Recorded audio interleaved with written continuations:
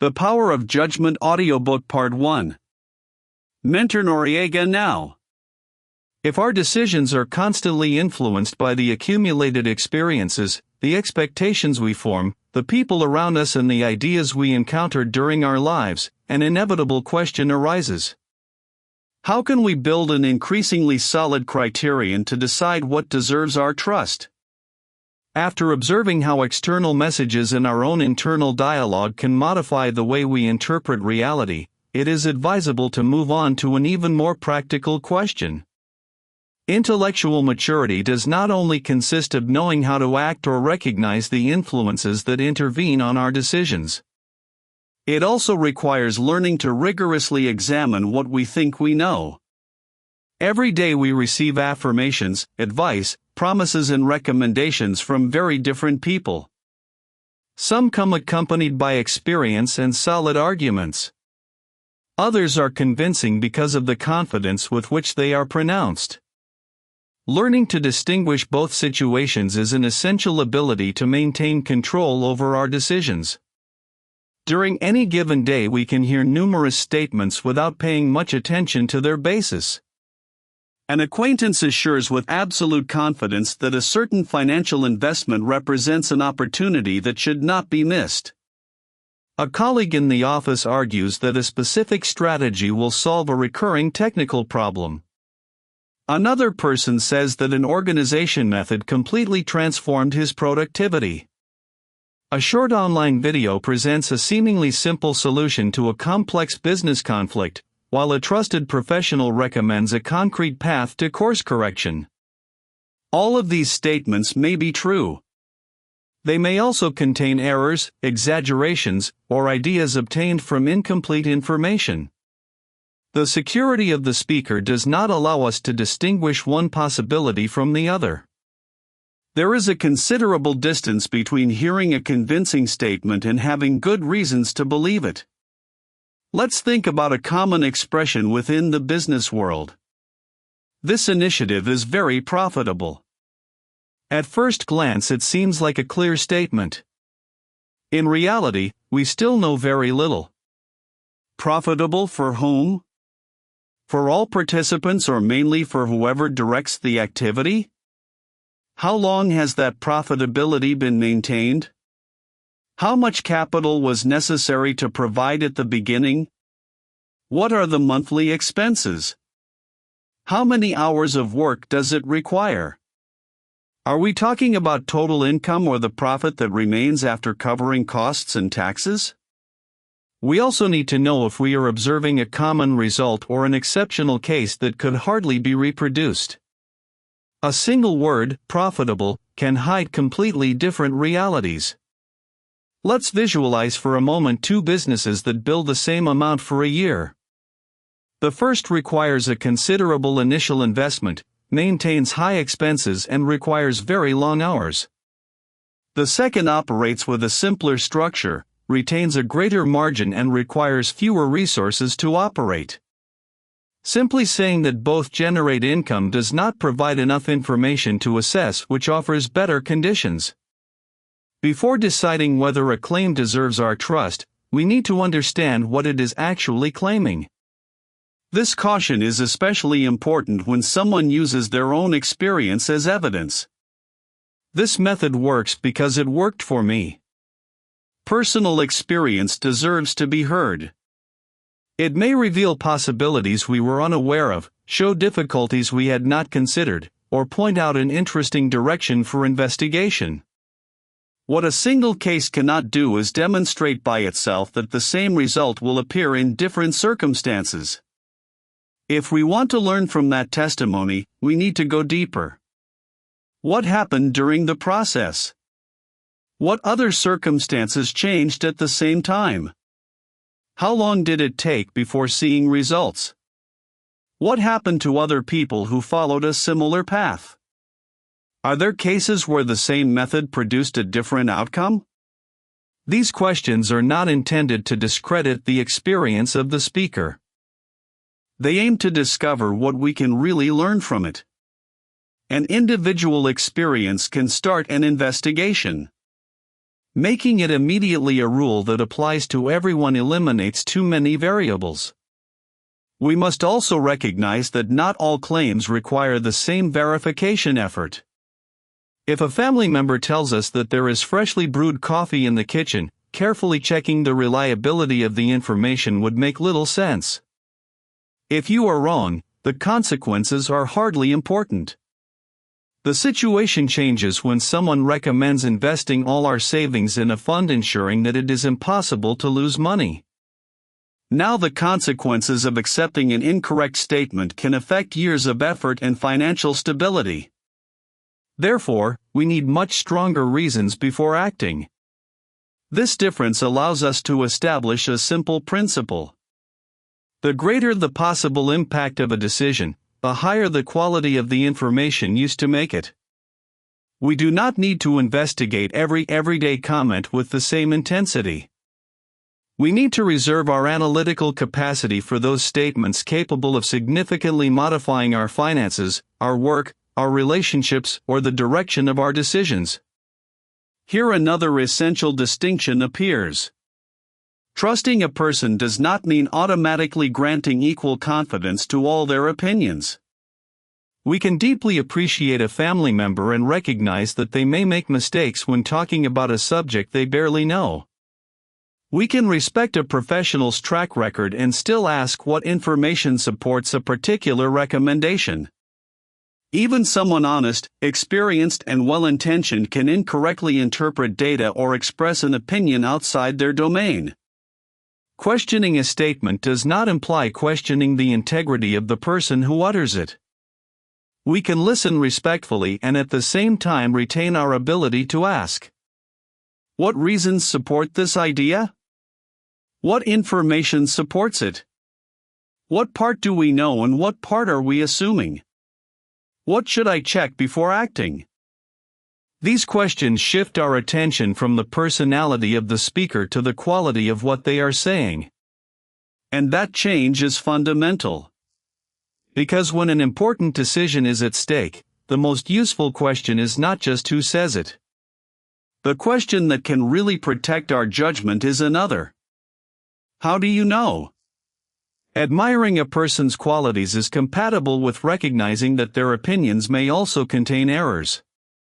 Respect does not require giving up analysis, in the same way that questioning a statement does not imply despising the person who makes it. This distinction is especially important because we tend to give considerable weight to the confidence with which someone expresses themselves. A firm voice, a fluid explanation, and a response delivered without hesitation can convey dominance. When there is also experience, prestige, or the ability to communicate, it is easy to interpret that security as a sign that we are hearing something true. But they are different things. A person can speak with absolute conviction and be wrong. You may have misunderstood the data, are unaware of an important part of the matter, or are relying on incomplete information. His confidence only shows us the degree of confidence he places in what he is saying. It does not demonstrate that its result corresponds to reality. The opposite can also happen. Someone who knows a subject deeply can express himself with caution because he understands its limits. You can recognize that data is missing, distinguish between what you know and what you only consider probable, or modify your response when new information appears. This caution may seem less convincing than a categorical statement, although it often reveals a more precise understanding of the problem. That is why it is convenient to separate two elements that we usually mix: the way in which an idea is presented and the reasons that exist to accept it. We can listen to a confident person and wonder, how do you know? The question is not intended to start a confrontation. Nor does it presuppose that the other person is wrong. Its function is to direct our attention to the origin of the statement. Perhaps there is experience accumulated over many years. Perhaps there are measurements, records, previous tests, or information from reliable sources. It may also happen that we discover that the statement was born from an impression, from an isolated experience or from something heard a long time ago whose origin no one remembers anymore. Knowing the difference modifies the weight we can give to each idea. Now, applying this principle does not mean turning our life into a permanent investigation. We depend on other people's knowledge constantly. We use tools that we do not know how to make, we go through structures whose calculations we have never performed, we follow instructions prepared by specialists, and we trust in knowledge that would be impossible to personally verify from its origin. No person has the time, resources, and preparation necessary to verify for themselves everything they need to know. The question, therefore, is not to choose between trusting or distrusting. It consists of learning how much to trust, in whom, on what matter, and with what consequences. We can accept numerous everyday statements without carrying out major verifications because being wrong would be of little importance. In other situations, it will be reasonable to look for a second source.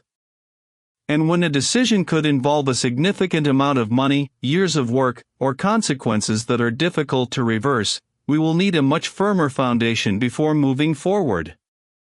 Trust doesn't have to operate like a switch with only two positions. There is a much wider space between completely believing a statement and rejecting it. We can consider an explanation to be well supported by the available information. We may think that it seems reasonable, although we still need to check some aspects. We can recognize that there are interesting signs, but insufficient to act. We can also come to a simple point of view. I still don't know. Recognizing it does not prevent us from moving forward. On the contrary, it allows us to identify what information we need to search for before doing so. When we feign a certainty that we do not possess, we stop investigating. When we recognize precisely what we do not know, a new question appears. What would we need to find out to reduce that uncertainty? That way of thinking is much more useful than forcing ourselves to immediately classify each statement as true or false. In many important situations, we do not have a definitive answer. We have different levels of evidence, and we must decide what degree of confidence each one deserves. Learning to work with these nuances allows us to act without demanding impossible certainty and, at the same time, prevents us from accepting important statements solely because someone uttered them with authority. But this way of reasoning leads us towards an inevitable difficulty. Much of what we use to understand the world comes from external sources. Specialists, technical documents, research, institutions, professionals, and experienced people provide us with knowledge that we can never fully verify on our own. We need to trust. The really important issue is learning to do it without surrendering our judgment. Because if we cannot personally verify everything we need to know, the next question arises. What characteristics should a source have to deserve our trust? We cannot personally verify everything we need to know. Much of the knowledge we use comes from work done by other people, and that dependence does not represent a lack of judgment. It is an inevitable consequence of living in a society where knowledge is distributed among multiple disciplines. We trust doctors to interpret health-related issues, engineers to calculate the resistance of a structure, technicians to understand systems that we do not control, and researchers to study phenomena whose verification would require resources beyond our reach. The problem does not appear because we need to rely on other people's knowledge. It appears when we confuse the existence of a source with the guarantee that everything that comes from it must be correct. Therefore, when a statement is important enough to influence our decisions, one of the first issues that should be examined is the competence of the person who makes it. Do you really have knowledge about the subject you are talking about? This question seems simple, but there is a frequent tendency to extend a person's prestige far beyond the area in which they obtained it. Someone can achieve enormous recognition in a discipline and begin to be heard with the same authority when they talk about economics, technology, education, investments, or any other matter completely removed from their experience. prestige can travel from one field to another. The competition doesn't necessarily do it. A surgeon with a brilliant career can offer knowledge of enormous value when talking about an intervention that he has been performing for years. That same track record does not automatically turn your opinions on real estate investments into reliable financial recommendations. Likewise, an entrepreneur who has built several successful companies may have valuable business experience and, at the same time, be unaware of technical issues pertaining to fields he has never studied. 1. Recognizing these limits does not diminish anyone's merit. It allows us to place each opinion in its rightful place. When a person speaks within the realm that he knows deeply, his experience is a legitimate reason to listen carefully. But there is still a difference between recognizing your competence and considering every idea you present proven. A specialist can be wrong. You may work with incomplete information, incorrectly interpret a result, use data that has become outdated, or face a situation different from those you know from experience. Therefore, when faced with an important decision, the authority of the speaker may be the beginning of our evaluation, but not necessarily its end. We can ask ourselves what this statement supports. Is there data that we can consult? Does it come from repeated observations? Are there records that allow verification? Have other specialists working with independent information reached similar results? Are we facing widely contrasted knowledge or the personal interpretation of someone competent? This difference allows us to trust experts without turning that trust into automatic obedience. In fact, a reliable professional does not need us to accept his word solely because of his position, reputation, or experience. He can explain what he knows, how he came to that point of view, and what the limits of the available information are. This leads us to another fundamental aspect: the origin of what we are hearing. Not all information comes from the same place. A person can speak from years of direct experience. You may have made measurements, observed hundreds of cases, or repeatedly worked with the problem you are describing. Another person may be passing on something they read. A third may repeat what she heard from someone she considers trustworthy. And a fourth could be reproducing a statement whose origin is already difficult to locate. At first glance, they can all be expressed with the same confidence. The difference appears when we follow the information path backwards. Take the case of a company where news begins to circulate that one of its main suppliers will have difficulty making an important delivery. An employee hears that there might be a delay. He communicates it to another colleague. The information then reaches the head of a department and continues moving through the organization. During each transmission, some nuance may disappear. There is a possibility that a delay may become "there will probably be a delay." Then it can become "the order will be late." When the information finally reaches the decision maker, an initial possibility may be treated as a confirmed fact. Nobody has necessarily tried to fool anyone. The information has simply changed as it circulated. Therefore, when a statement can alter an important decision, it is not enough to ask who told it to us. It is also worth asking, where did this information originally come from? Following information to its origin allows us to discover another, less obvious problem. Several apparent sources may actually be a single source repeated many times. Finding 5 pages that support the same statement, listening to several videos that offer a similar explanation, or receiving the same comment from different colleagues can produce a strong feeling of confirmation. 5 voices seem more convincing than one. But before interpreting this coincidence as additional evidence, it is worth finding out if these voices arrived at that idea independently. Let's imagine that 5 digital publications announce that a new technology will considerably reduce the production costs of an industry. At first glance, we might think that different media have investigated the matter and have achieved similar results. Then we track the information. We discovered that 4 publications took the data from the first one, and that first publication had prepared its news using a report released by the company that commercializes the technology. What seemed like a coincidence between 5 sources ends up leading to a single origin. This does not prove that the information is false. Demonstrates something different. We still don't have 5 independent confirmations.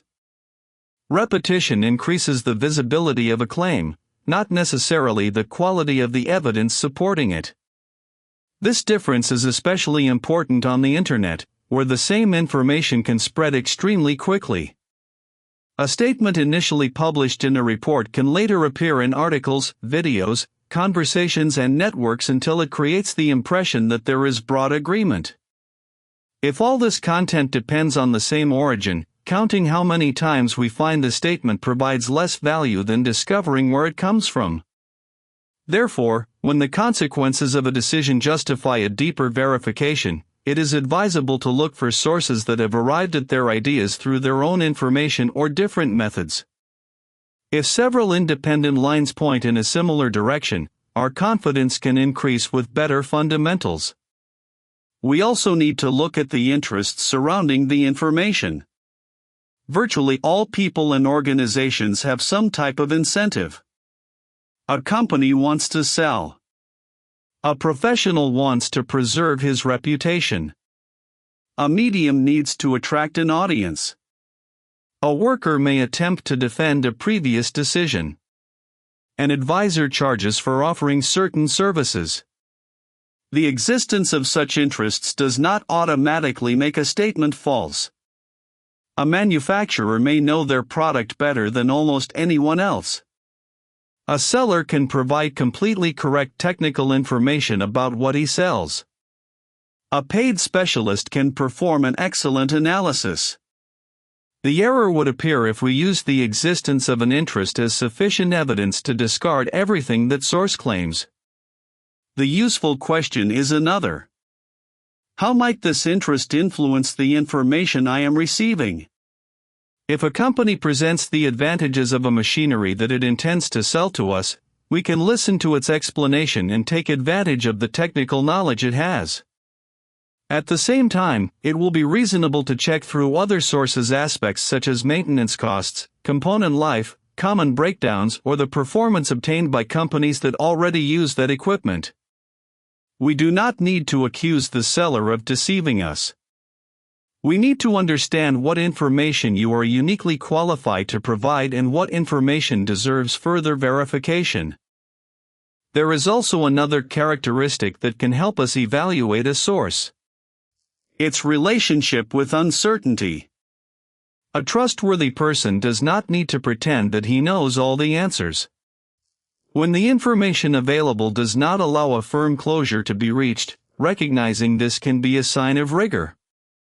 If new data appears capable of modifying a previous idea, correcting it shows that the objective was to better understand reality and not protect a position at any price. This does not mean that doubt is always a sign of knowledge. Someone may seem insecure because they really don't know the matter. The relevant thing is to observe if this caution is related to the information available and if the person can clearly explain what they know, what they do not know, and what they would need to verify before offering a firmer answer. We can bring these ideas together through a business decision. Suppose a company is considering purchasing expensive machinery to expand its production capacity. The sales representative knows the characteristics of the equipment in depth. It can explain how it works, the options available, the purchase conditions, and the advantages offered by the manufacturer. Your information is valuable, but it shouldn't be the only one.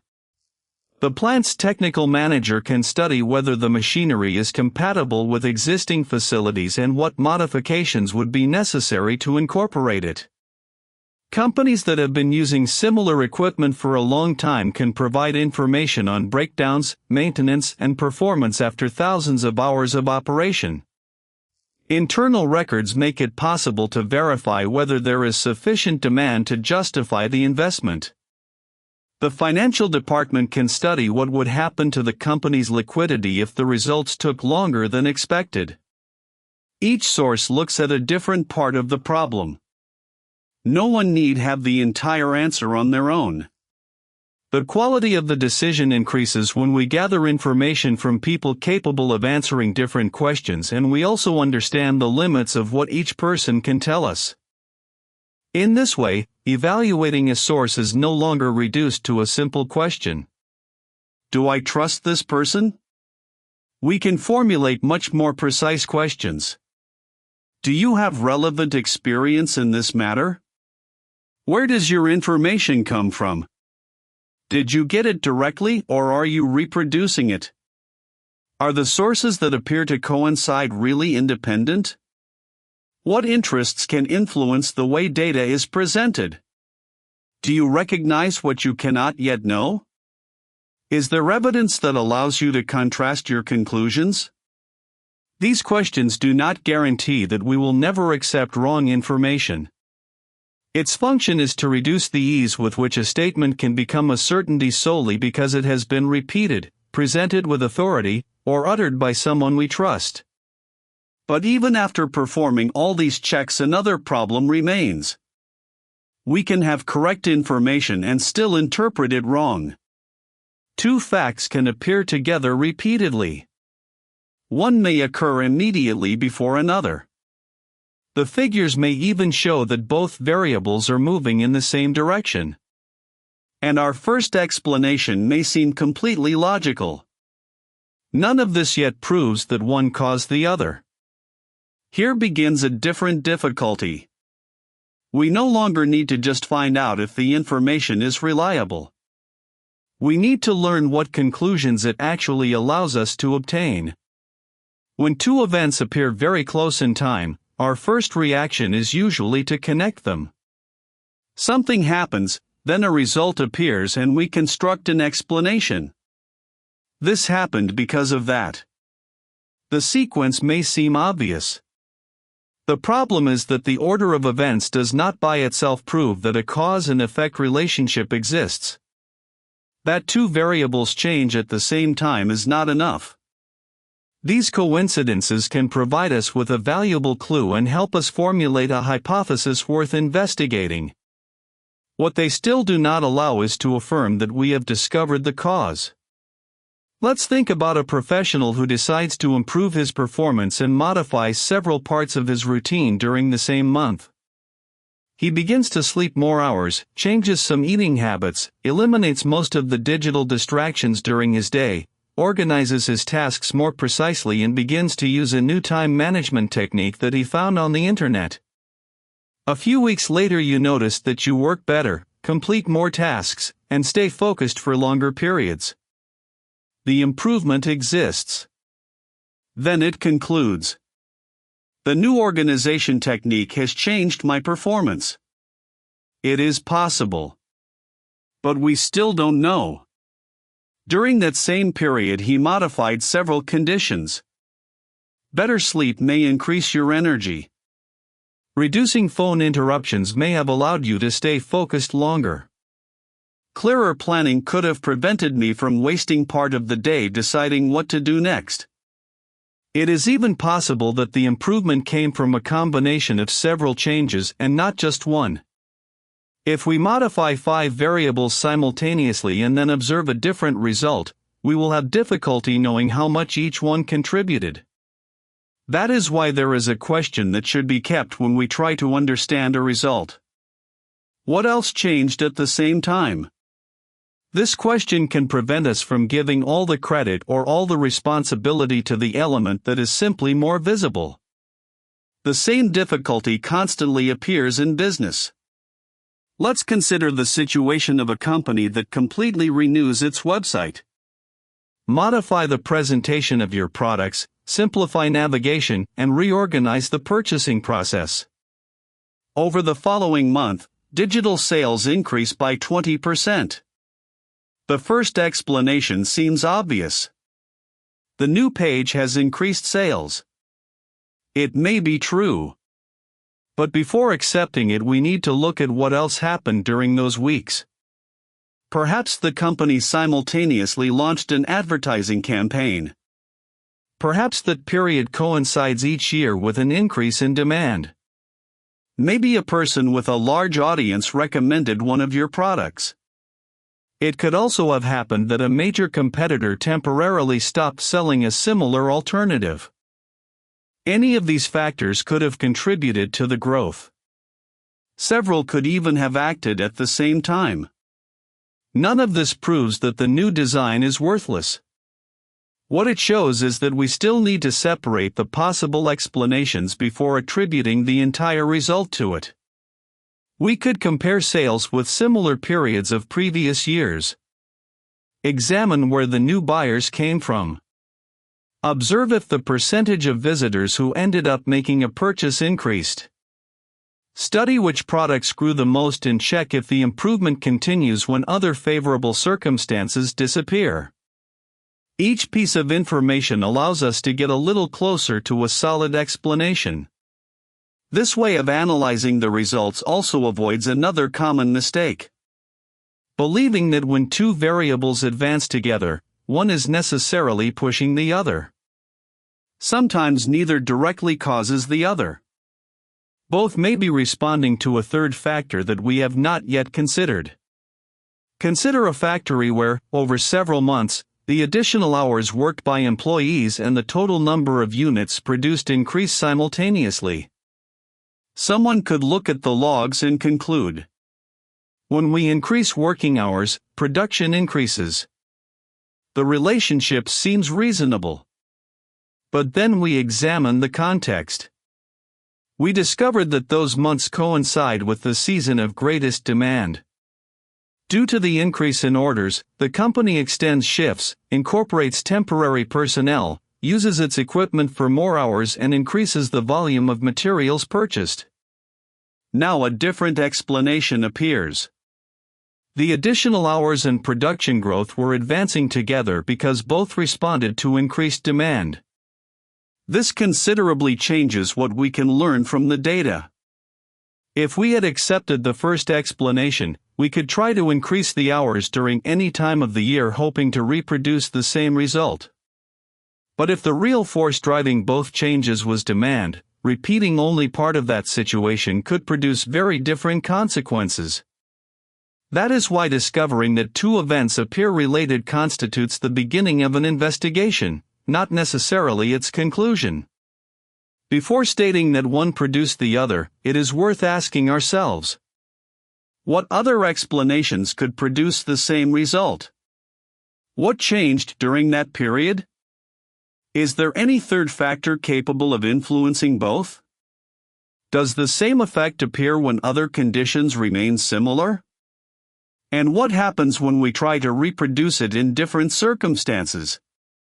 Seeking alternative explanations does not weaken our analysis. It forces you to compete against other possibilities. And the better it stands up to that comparison, the greater the reasons to think that we are getting closer to the true cause. There is another way to reach wrong conclusions even when the cases we observe are real. Look only at those that fit what we want to demonstrate. Let's imagine that someone recommends an investment strategy because they know 3 companies that used it and made great profits. All 3 cases may be authentic. Companies may exist, their results may be correctly recorded, and strategy may have been part of their decisions. Still, essential information is missing. What happened to the other companies that followed a similar path? Perhaps 20 others applied a similar strategy and obtained modest results. Maybe some lost money. It may even be that several disappeared and, precisely because they failed, no one used them as an example years later. If we look only at those who were successful, we run the risk of attributing their outcome to characteristics that were also present among those who were unsuccessful.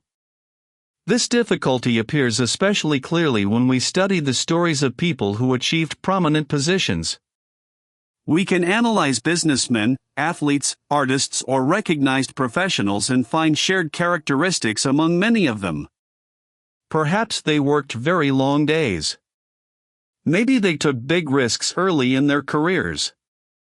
They may have maintained demanding routines, sacrificed years of comfort, or rejected opportunities that would have taken them away from what they sought. All this can be interesting. The problem begins when we transform a common characteristic among winners into the explanation of why they won. Suppose we study 50 highly successful entrepreneurs and discover that a majority worked many hours a day during their early years. We could conclude that working 14 hours a day leads to success. But we still need to look at the other side. How many people worked for similar days and failed to build a profitable company? How many people took comparable risks and lost their savings? How many followed similar routines and ended up quitting? If thousands of people shared a feature and we only look at those who got the result we're interested in, that feature may seem much more powerful than it really is. Success stories can teach us. They can show us strategies, habits, mistakes, decisions, and ways to respond to difficulties. What we should not do is turn every trait found in them into a universal recipe. Two people can make similar efforts and obtain very different results. The timing of their entry into a market may have been different. One could have had better contacts. Another found her first clients earlier. One had access to capital when she needed it. Another suffered an economic crisis during a decisive stage. There are also abilities, decisions, competition, location, unexpected opportunities, and a part of chance that does not always appear when a story is told years later.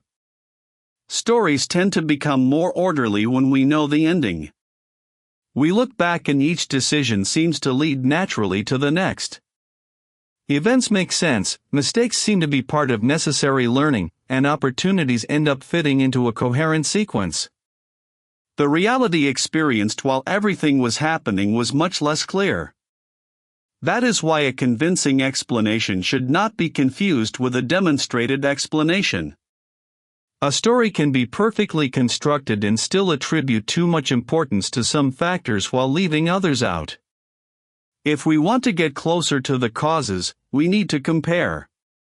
We can ask ourselves what happened when the same strategy was used in other circumstances. We can look for cases that contradict our first explanation. We can observe if the result is repeated. We can also perform limited testing when the situation allows, modifying a part of the process and checking what happens before committing larger resources. We don't need to turn every everyday decision into a scientific experiment. We need to maintain enough discipline to distinguish between a possible explanation and a conclusion that already has firm evidence. When we suspect that something produced a result, some questions can help us. What other causes could explain it? What changed at the same time? Am I also looking at cases where this didn't work? Does the result appear in different circumstances? What information could prove that my first explanation was wrong? Is there any reasonable test to compare alternatives? The more possible explanations we manage to rule out through observation and contrast, the more foundation the one that remains will have. But even when we carefully analyze the causes, another difficulty appears. A favorable outcome can mislead us about the quality of the decision that produced it. Let's imagine a person who carries out a financial operation after studying the recent behavior of a stock for a few hours. You invest a significant amount and, a few days later, you make a considerable profit. The result can provoke an immediate conclusion. I have found a method that works. Maybe you have done a good analysis. You may also have bought during a general market rally that favored numerous companies at the same time. Unexpected news could boost the price. Or he just got lucky. A single gain does not distinguish clearly enough between these possibilities. Now let's imagine that you repeat a different trade using careful analysis, limit in advance how much you are willing to lose, study various scenarios and make a reasonable decision with the available information. This time you lose money due to an event you couldn't anticipate. Does that loss prove that you decided wrong? Not necessarily. Here appears a distinction that will have enormous importance in our decisions.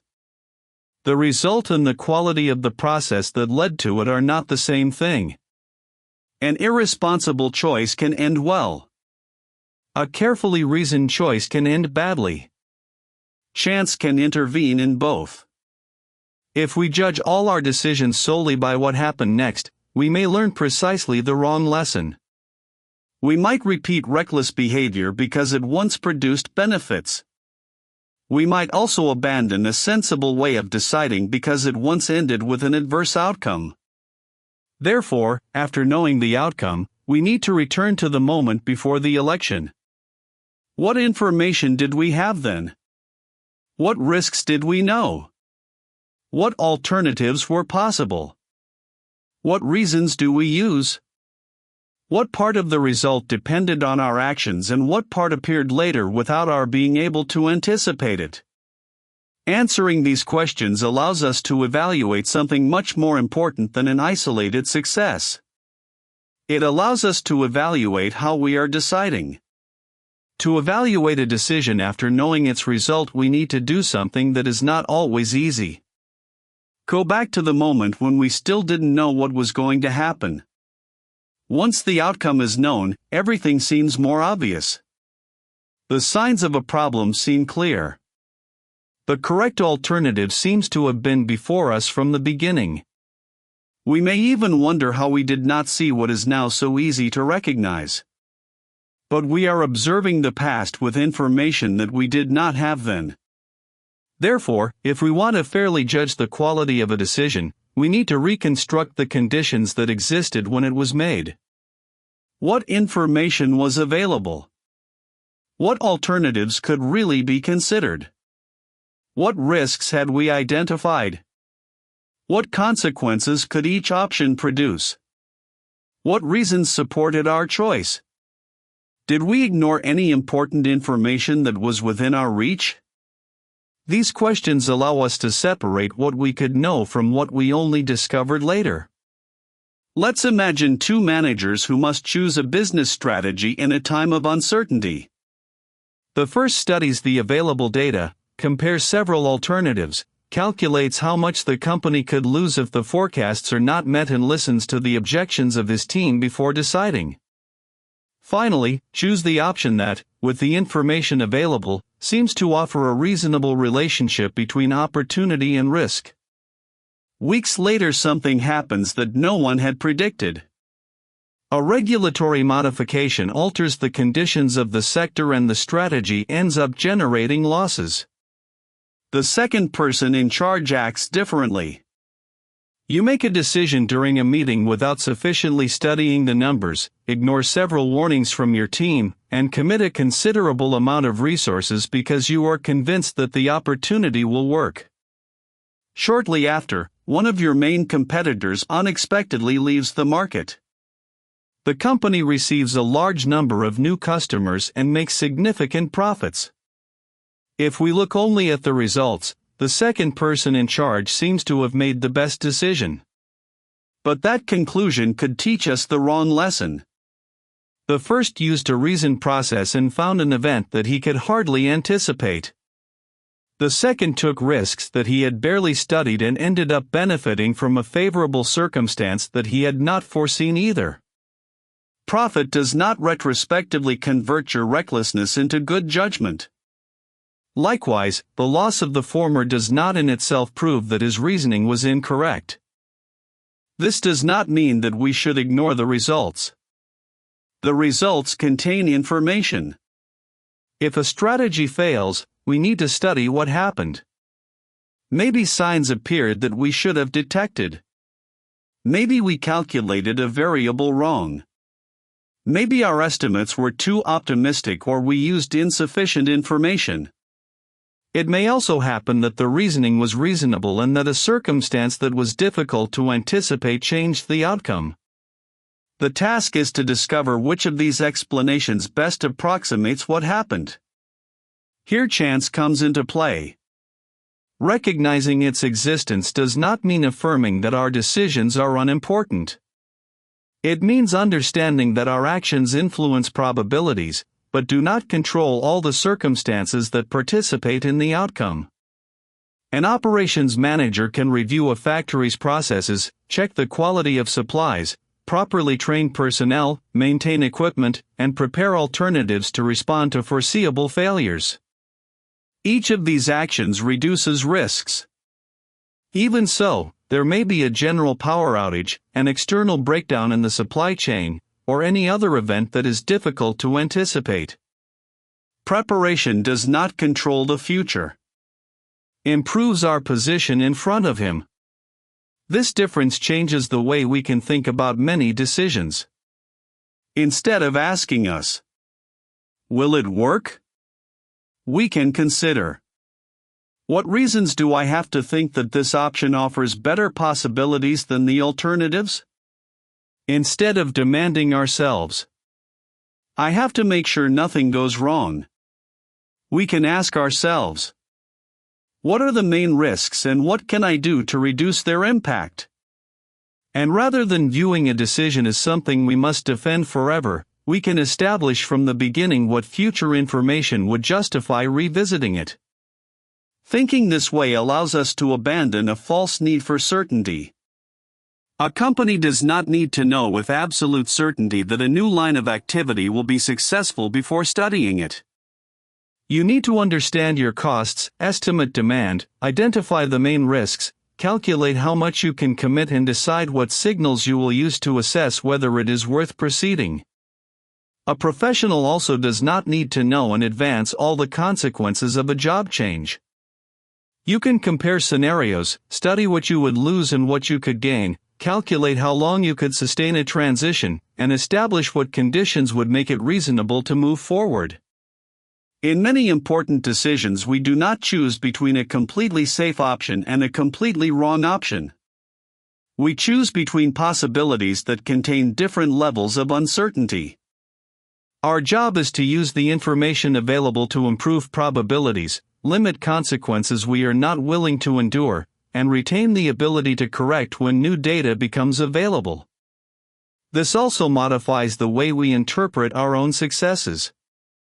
After a good decision, we can ask ourselves what we did correctly and what part of the result could have depended on favorable circumstances. After a setback, we can study what we should correct without automatically turning the outcome into a condemnation of all our reasoning. This way we prevent success from making us careless and a loss from teaching us to abandon procedures that are still sensible. Because learning from a decision is not just about looking at how it ended. It consists of understanding what depended on us, what we could not know, and what new information deserves to be incorporated into the next election.